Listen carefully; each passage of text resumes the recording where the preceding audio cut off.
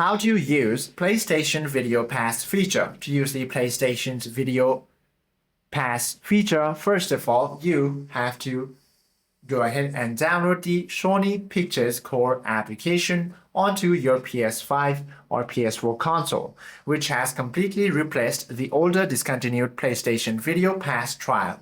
Now, once you download the Sony Pictures Core application, you simply have to launch it and log in using your PlayStation Network account credentials.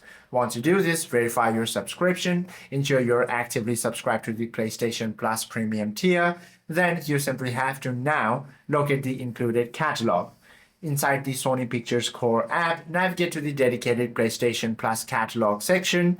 Now you can select any movie featured in this rotating curated tier and click play to start streaming immediately at no extra cost. Hope this video helps you out a lot. If you have any questions or queries, do comment down below.